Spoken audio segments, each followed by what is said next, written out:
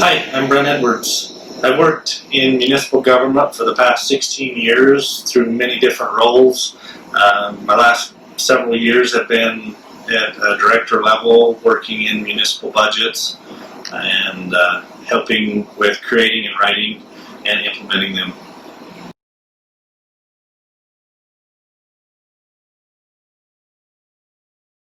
The biggest issue I find in the feasibility study and the budget is the feasibility study states that the county currently spends $900,000 per year in road maintenance in the study area, but they're only accounting for $572,000 be expended per year in that, based on that's what the city will receive in Class C road funds. Class C road funds are a state distributed fund based on the gas tax throughout the state, and that is based on 50% of weighted center lane miles in your area or city and 50% off of population base.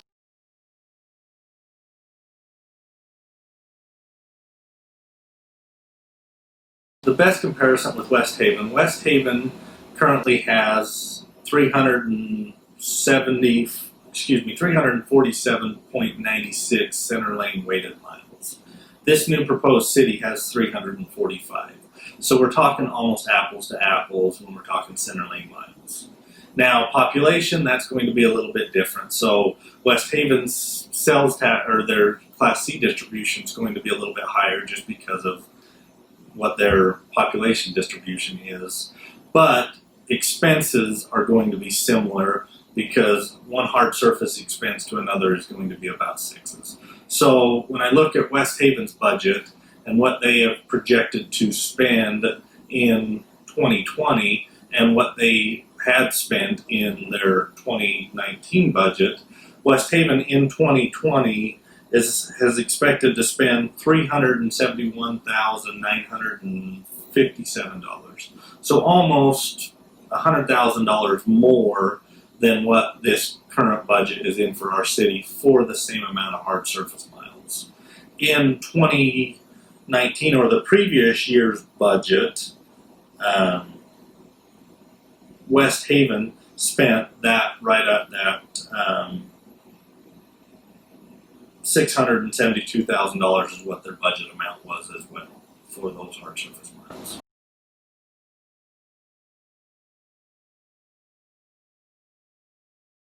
No, my concern is when you have when you're projecting to spend over 1/3 less of the budget amount that the county currently spends, that that cut's got to come from somewhere. So either our roads, which are already in poor condition on a lot of our roads that are out here, are going to become in a worse condition, because when you cut 1/3 out of a budget, there's that money's got to come from somewhere. So I feel our level of service is going to go down.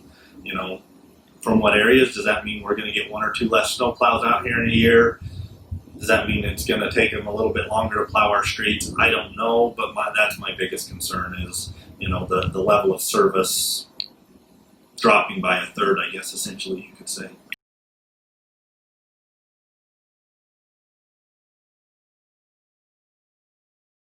So when you just rely on Class C, it's a tax. So basically it's based on how many people go and buy gas every day.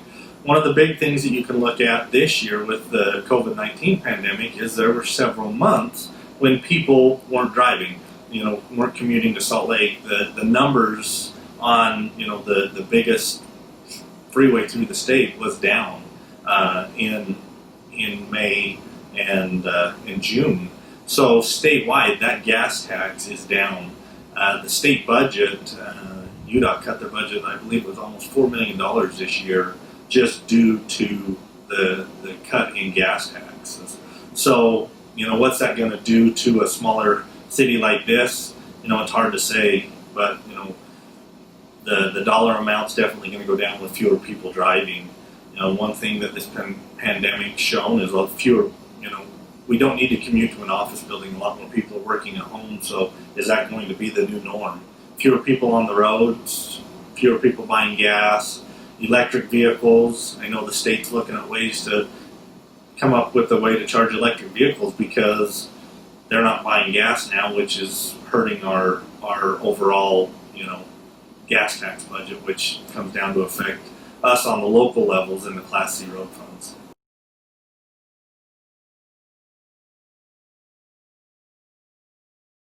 So what some cities have done, you can look at like South Ogden, for instance, a local city here, they charge a user fee or a utility fee and charge each resident so much per month for a transportation user fee, utility fee.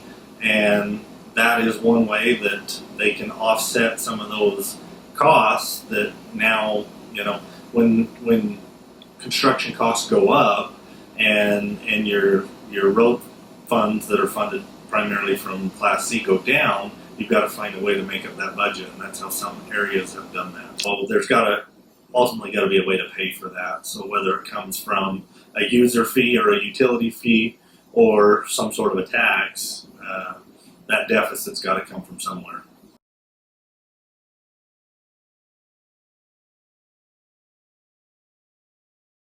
So that one's kind of a tough question because you've got to look at, the number out there I hear we're going to lose a third of the population. So you're going to lose, as I mentioned before, Class C's based 50% off the population. So if you lose a third of that, of the 4,700 people in this city, so that could drop, our population down to, 3,200 or so.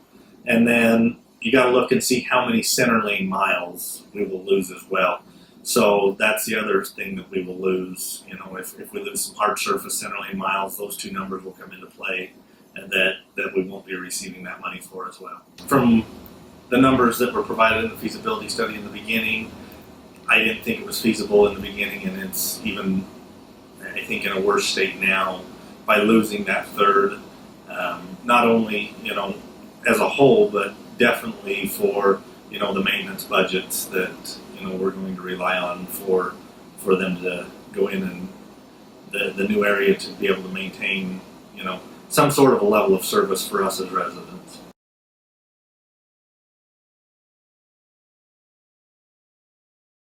So with the letter that was received earlier this week from the Utah Taxpayers Association, looking at the numbers in the feasibility study, looking at the Class C funds, I think that personally there's not, without coming on with a huge cumbersome tax on all of us as residents here, for the Taxpayers Association to reach out and state that to us, there's got to, we need to look at that with a lot of information from them that deal with this on a regular basis and take that information in and really think about it. Is this really feasible, and can we make this work without a huge tax burden on us as current residents? I personally don't feel it working. I'm just speaking from my experience working in cities, several different cities that I've worked at the municipal level. I don't see how this can be fiscally responsibly, a smart choice for us as residents here. A lot of people state that the county's going to raise our taxes, the county's going to raise our taxes. I don't disagree with that. There's going to be some tax raising come from the county level, but it's not going to be nearly what the taxes are going to be raised if we have to fund our own incorporated city.